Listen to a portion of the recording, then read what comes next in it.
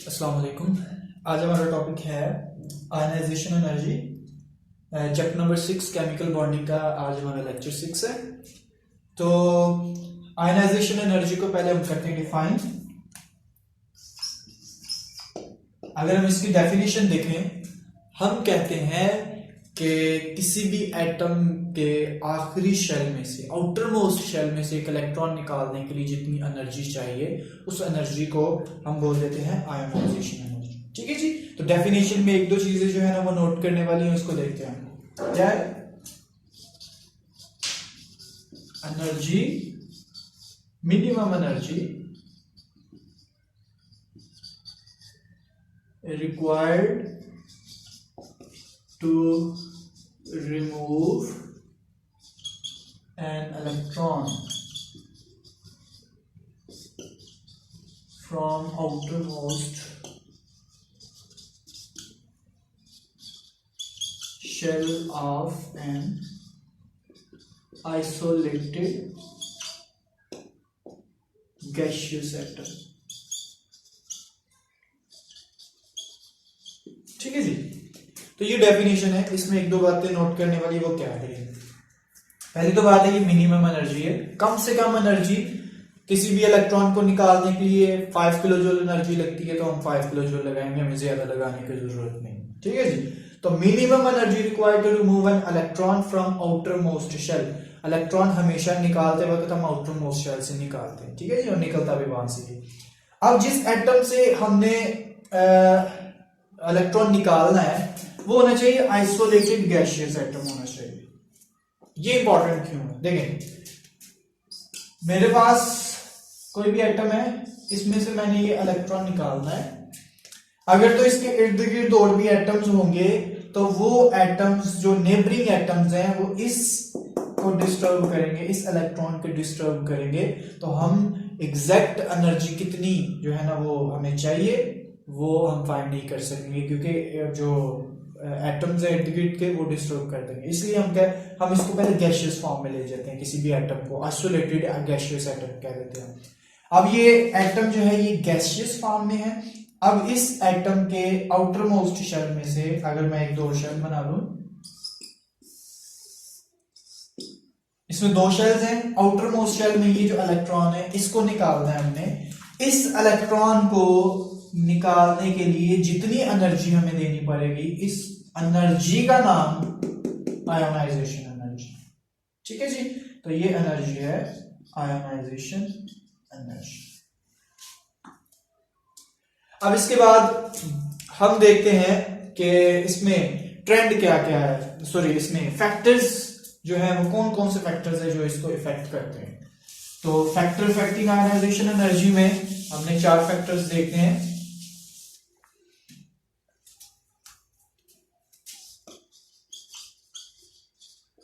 Factors affecting ionisation energy. Factors में पहला factor जो हमारे पास आता है वो है एटॉमिक रेडियस।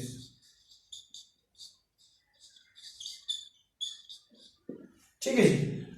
एटॉमिक रेडियस जो है, जब हम कहते हैं कि एटम का रेडियस कम होता है, तो एटॉमिक रेडियस कम होने की वजह से जो इफेक्टिव न्यूक्लियर चार्ज है वो इंक्रीज हो जाता है। मैं कहता हूं कि एटॉमिक रेडियस अगर डिक्रीज होता है, कम होता है, एटम का साइज छोटा है, तो कम होने की वजह से लिख लें स्मॉलर है, स्मॉलर होता है, तो इफेक्टिव न्यूक्लियर चार्ज जो जी इफेक्टिव है, न्यूक्लियस का जो चार्ज है वो क्या हो जाता है? ज्यादा हो जाता है, ग्रेटर। अब जब इफेक्टिव न्यूक्लियर चार्ज ज्यादा होता है, ग्रेटर होता है, तो उस इलेक्ट्रॉन को निकालना, देखें इस इलेक्ट्रॉन को निकालना बहुत मुश्किल होगा, क्योंकि इस इलेक्ट्रॉन को इस न्यूक्लियस ने स्ट्रांगली होल्ड किया हुआ है। क्यों? क्योंकि साइज छोटा है एटम का। एटम का साइज छोटा होने से इलेक्ट्रॉन न्यूक्लियस के करीब है, न्यूक्लियस ने इसको स्ट्रांगली होल्ड किया हुआ है, जिसकी वजह से इस इलेक्ट्रॉन को निकालना है। तो इसके लिए हमें जो है वो ज्यादा एनर्जी चाहिए होगी, ग्रेटर एनर्जी रिक्वायर होगी। तो फिर हम कहते हैं ग्रेटर द आयनाइजेशन एनर्जी। ठीक है जी। और वाइस वर्सा, इसके उल्ट अगर एटॉमिक रेडियस जो है वो ज्यादा होगा, एटॉमिक रेडियस अब साइज बड़ा होता है, साइज के बड़े होने से हम कहते हैं इफेक्टिव न्यूक्लियर चार्ज कम हो जाता है। जब न्यूक्लियस का चार्ज कम होता है इलेक्ट्रॉन पे तो उसको निकालना आसान हो जाता है। ठीक है जी। तो फिर एटॉमिक रेडियस का जो हम रिलेशन लिखते हैं हम कहते हैं इसका इनवर्स रिलेशन होगा आयनाइजेशन एनर्जी। एटॉमिक रेडियस ज्यादा, आयनाइजेशन एनर्जी कम, ये कम तो आयनाइजेशन एनर्जी ज्यादा। इसके बाद हम जो फैक्टर देखते हैं वो है nuclear charge, effective nuclear charge.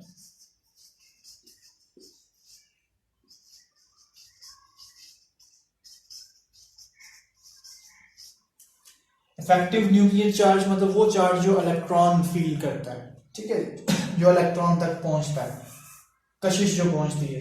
Effective nuclear charge का जो हम रिलेशन देखते हैं ये बहुत सिंपल है।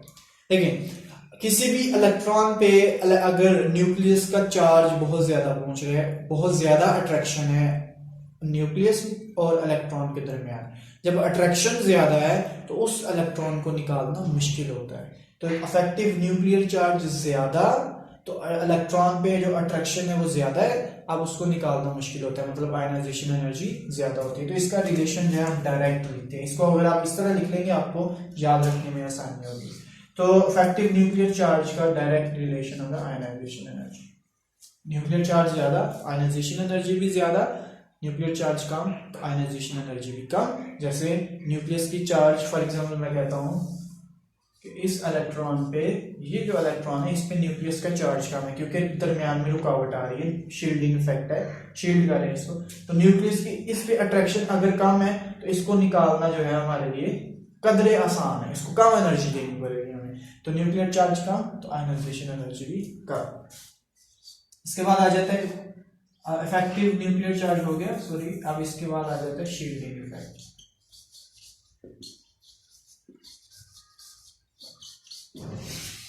अब शील्डिंग इफेक्ट हमें पता है, नाम ही रुकावट का है। किसकी रुकावट? न्यूक्लियस की अट्रैक्शन इलेक्ट्रॉन तक पहुंचने ना पाए। ठीक है जी।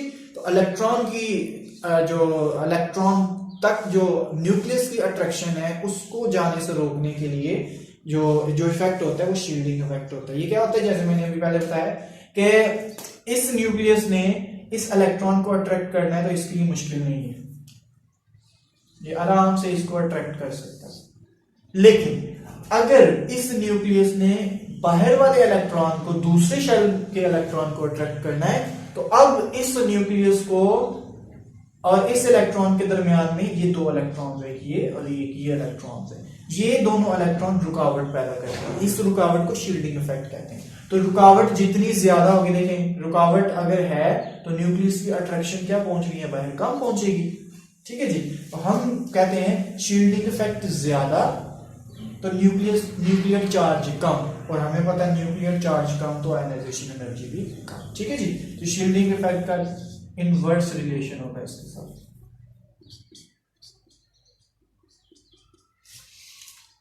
शील्डिंग इफेक्ट ज्यादा, आयनाइजेशन एनर्जी कम, शील्डिंग इफेक्ट जो है कम तो आयनाइजेशन एनर्जी ज्यादा। ठीक है जी, इनवर्स रिलेशन है।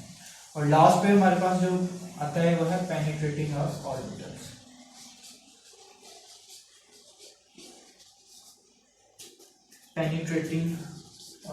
Penetration of orbitals.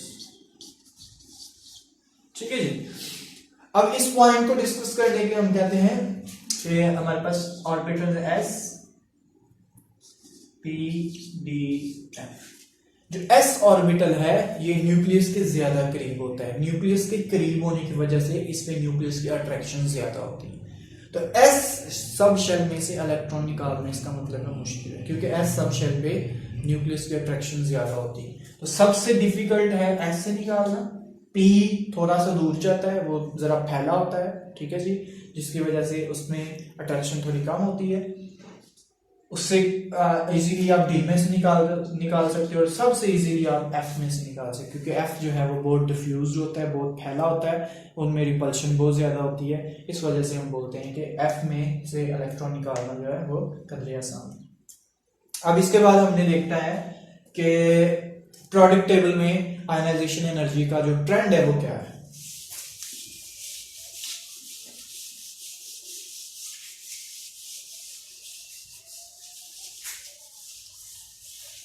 देखिए variation in product table,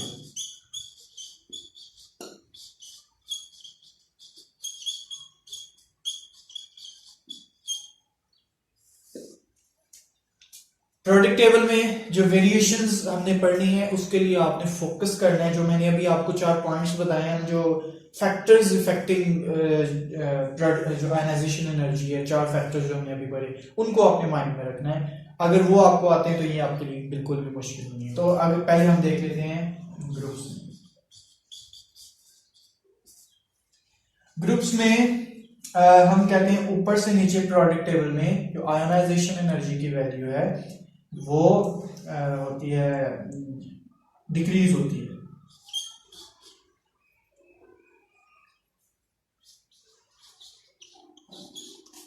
decreases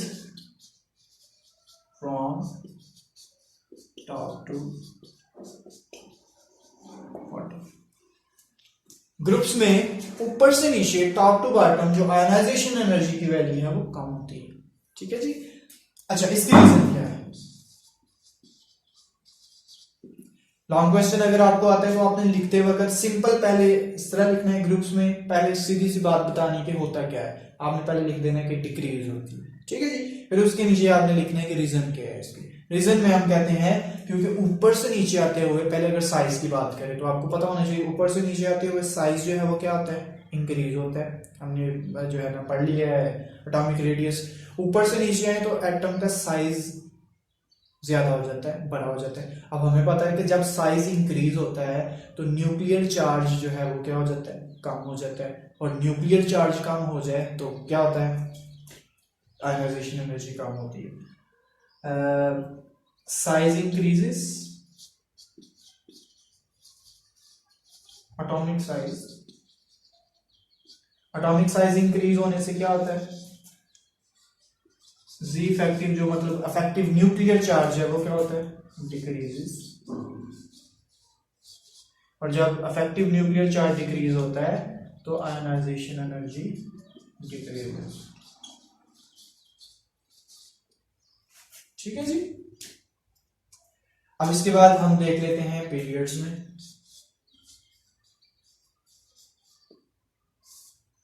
अगर हम पीरियड्स की बात करें तो हम कहते हैं ionisation energy left to right increase होती है। Increases from left to right. Left to right period में इंक्रीज होती है। अब इसकी रीजन क्या है? इसकी रीजन के पीछे भी वही सारी बात है, क्योंकि हमें पता है लेफ्ट टू राइट साइज क्या होता है। पहले आपने साइज की बात की, साइज क्या होता है, डिक्रीज। जब साइज कम होता है तो साइज के कम होने से size, atomic size decreases. Size decrease होता है तो उसकी वजह से जो जी इफेक्टिव है, इफेक्टिव न्यूक्लियर चार्ज है, वो इंक्रीज होता है। और हमने फैक्टर्स में पढ़ लिया है, जब इफेक्टिव न्यूक्लियर चार्ज इंक्रीज होता है तो इसके इंक्रीज होने से आयनाइजेशन एनर्जी इंक्रीजेस। ठीक है जी। तो ये इसके वेरिएशन में आता है। इसके अलावा और बहुत से इंपॉर्टेंट पॉइंट्स है जो हमने अभी देखने हैं। इसके बाद हमने बात करनी है हायर आयनाइजेशन एनर्जी। अच्छा, इसमें हमने एग्जांपल जो है ना वो अभी नहीं देखी, वो रह गई है। जैसे हम कहते हैं मैग्नीशियम में से एक इलेक्ट्रॉन निकालना है तो वो मैग्नीशियम आयन में चला जाएगा। तो यहाँ पे जो डेल्टा एच आयनाइजेशन एनर्जी है इसकी मैग्नीशियम की, वो है +738 किलो जूल पर मोल। ठीक है जी। प्लस का साइन शो करता है कि ये एनर्जी जो है ना ये यूज हो रही है। अब हम बात कर लेते हैं एब्नॉर्मैलिटीज की बात कर लेते हैं पहले।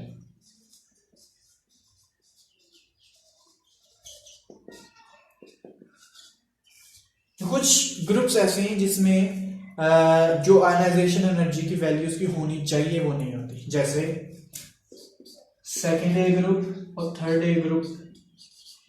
थर्ड ए ग्रुप की जो है हम कहते हैं कि जो जब हम लेफ्ट टू राइट जाते हैं, अभी अभी हमने पढ़ा है, तो इंक्रीज होती है।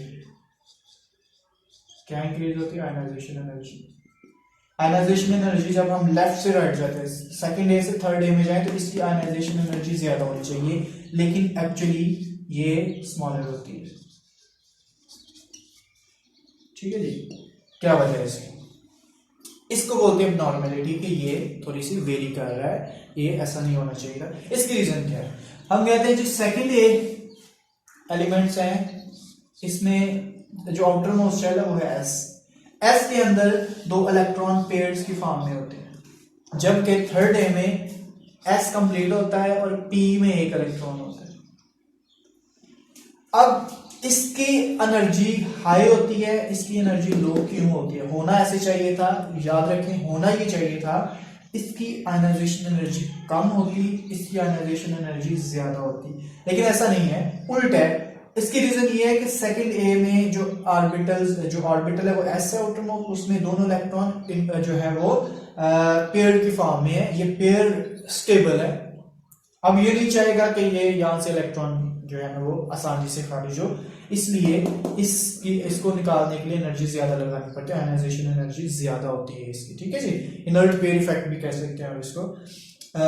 अब जबकि थर्ड ए में जो आउटर मोस्ट शेल है वो पी है, पी शेल जो है वो ज्यादा डिफ्यूज होता है, उसमें से निकालना आसान होता है। जैसे अभी हमने पेनिट्रेटिंग जो है ना वो पढ़ी है इसकी ऑर्बिटल्स की, उसमें हमने कहा है कि पी में से निकालना जरा आसान होता है, तो ये एक एबनॉर्मलिटी है। इसके बाद हम बात करते हैं 5A और 6A।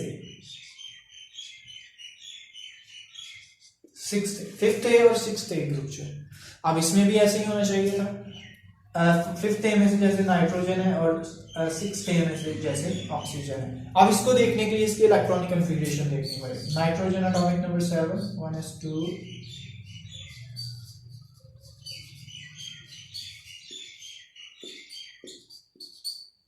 और ऑक्सीजन एटॉमिक नंबर 8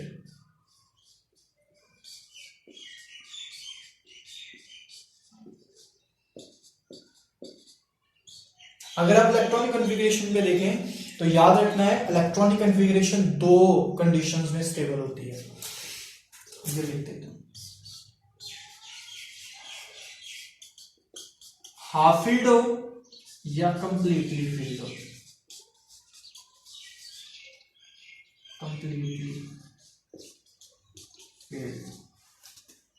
अब नाइट्रोजन का जो शेल है, अगर आप इसको देखो तो ये, चलो इसी की बात कर लेते हैं, इसमें 6 इलेक्ट्रॉन्स होने चाहिए थे, ये हाफ फील्ड है, इसमें तीन इलेक्ट्रॉन्स है, ये हाफ फील्ड है, ये स्टेबल है। जबकि इसमें देखें तो इसमें 4 इलेक्ट्रॉन्स है, ना तो ये हाफ फील्ड है, ना तो हाफ है, ना फुल है, बल्कि ये हाफ से ज्यादा है। तो इस वजह से हम बोलते हैं कि ये इलेक्ट्रॉनिक कॉन्फ़िगरेशन क्योंकि इनकी स्टेबल होती है, ये हाफ फील्ड होते हैं, ये इस रूल को फॉलो करें, हाफ फील्ड यहाँ कंप्लीटली, इसमें से ये हाफ फील्ड है, ये वाला रूल फॉलो कर रहे हैं। इस वजह से इन ऑर्बिटल्स की जो आयनाइजेशन एनर्जी है, अब क्योंकि ये स्टेबल है तो इसमें से इलेक्ट्रॉन निकालने के लिए आपको ज्यादा एनर्जी लगानी पड़ेगी, क्योंकि ये स्टेबल है, इसको जरूरत नहीं है, तो निकालना ही है अगर आपने तो ज्यादा एनर्जी लगानी पड़ेगी। और ऑक्सीजन में से इलेक्ट्रॉन निकाल दें अगर आप यहाँ से, तो ये इजीली निकल सकते हैं। अच्छा, इसके बाद हमने बात करनी है हाई आयनाइजेशन एनर्जी।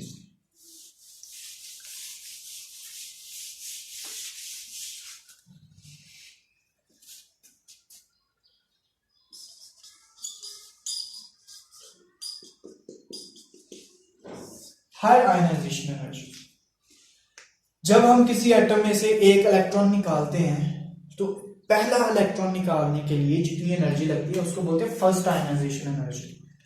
अब मैग्नीशियम में से एक इलेक्ट्रॉन निकाला है तो ये इसकी है फर्स्ट आयनाइजेशन एनर्जी। अगर किसी एटम में से एक इलेक्ट्रॉन निकाले और उसी में से दूसरा निकाले, जैसे मैग्नीशियम में से एक इलेक्ट्रॉन निकाला, अब इसी मैग्नीशियम में से हमने निकालना है मैग्नीशियम आयन में से दूसरा इलेक्ट्रॉन निकालो, मैंने बनाना है इसको मैग्नीशियम आयन। तो सेकेंड इलेक्ट्रॉन निकालने के लिए जो एनर्जी यूज करते हैं उसको बोलते हैं सेकेंड आयनाइजेशन। सेकेंड है तो सेकेंड आयनाइजेशन एनर्जी। तीसरा इलेक्ट्रॉन निकालना है, थर्ड आयनाइजेशन एनर्जी। इसकी होगी 450 किलो जूल पर मोल।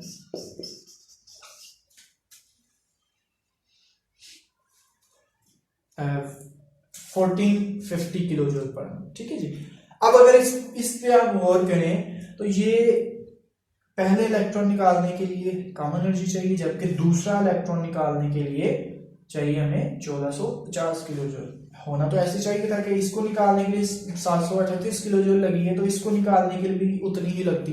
लेकिन इसके पीछे रीजन है। वो रीजन क्या है कि हायर आयनाइजेशन एनर्जी जो है वो क्या होती है, ज्यादा होती है। Second ionisation energy, second electron निकालने के लिए ज्यादा एनर्जी चाहिए। रीजन क्या है उसके पीछे? रीजन ये है कि जब हम पहला इलेक्ट्रॉन निकालते हैं तो हम एक न्यूट्रल एटम से निकालते हैं। ये न्यूट्रल एटम, जबकि जो हम सेकंड इलेक्ट्रॉन निकाल रहे हैं, ये इलेक्ट्रॉन जो निकल रहा है ये एक ऐसी स्पीशी में से निकल रहा है जिसके ऊपर पॉजिटिव चार्ज डोमिनेट है। ये पॉजिटिव चार्ज इसके ऊपर डोमिनेट है, डोमिनेटेड पॉजिटिव चार्ज। अब क्योंकि इसके ऊपर पॉजिटिव चार्ज है, इस पॉजिटिव में से मजीद इलेक्ट्रॉन निकालने के लिए हमें ज्यादा एनर्जी जो है ना वो यूज करनी पड़ेगी। तो रीजन सिंपली आप क्या लिखेंगे कि हम पहला इलेक्ट्रॉन जो है वो न्यूट्रल एटम से निकालते हैं, जबकि सेकंड एटम जो है, सेकंड इलेक्ट्रॉन जो है वो हम एक ऐसी स्पीशी में से निकाल रहे हैं जिसके ऊपर पॉजिटिव चार्ज है, उसके ऊपर पॉजिटिव चार्ज डोमिनेट किया हुआ है, उसके अंदर प्रोटॉन की तादाद ज्यादा है, इलेक्ट्रॉन कम है, और उसमें से मजीद इलेक्ट्रॉन निकालना जो है वो डिफिकल्ट होगा। अगर आप इसी में से तीसरा इलेक्ट्रॉन निकालने की कोशिश करेंगे तो वो ज्यादा डिफिकल्टी से निकलेगा। अब इसकी जो डेल्टा एच की वैल्यू है वो आपके पास आ जाएगी 7730 किलो जूल पर मोल, ठीक है जी। अब इसमें से एक हमें जो है ना वो इंफॉर्मेशन मिलती है। अब तीसरा इलेक्ट्रॉन हमने निकाला है ना, तो वो 7730 किलो जूल एनर्जी लगी है, गैप बहुत ज्यादा है। इससे हमें जो पॉइंट मिलता है वो ये है कि किसी भी एटम के दो आयनाइजेशन एनर्जी के दरमियान अगर डिफरेंस ज्यादा आ जाए तो हम बोलते हैं कि वो सिर्फ, जैसे देखें ये 700 है, ये 1400 किलो जूल है, जबकि सेकंड और थर्ड में डिफरेंस बहुत बढ़ गया है, तो मैग्नीशियम कभी भी तीसरा इलेक्ट्रॉन नहीं निकाल सकते।